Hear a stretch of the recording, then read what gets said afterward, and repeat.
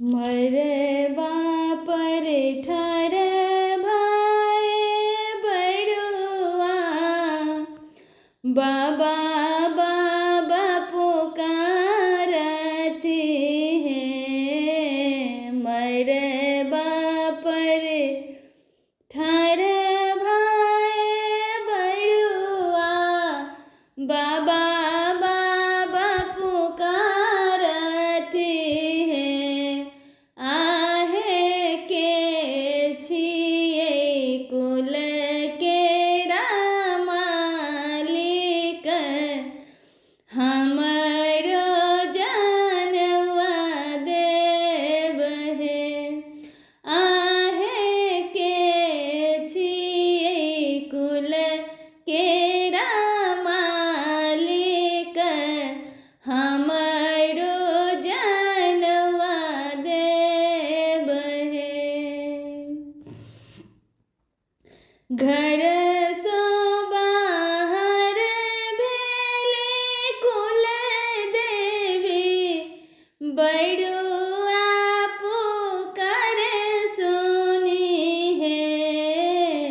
घर सो बाहर भेले कुल देवी, बड़ुआ पुकार सुनी है। आहे हम छिए कुल के मालिक, हम ही जानवा देव है।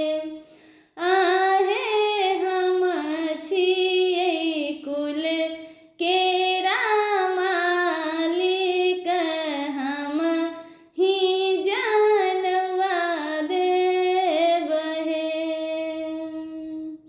मरबा पर ठाड़ भाई बड़ुआ, बाबा बाबा पुकारते हैं।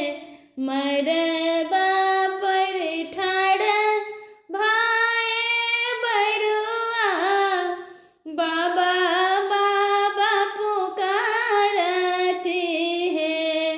आहे के छिए घर के मालिक, हमरो जानवा देव है।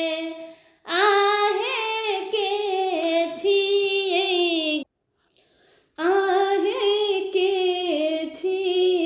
घर के मालिक, हमरो जानवा देव है। घर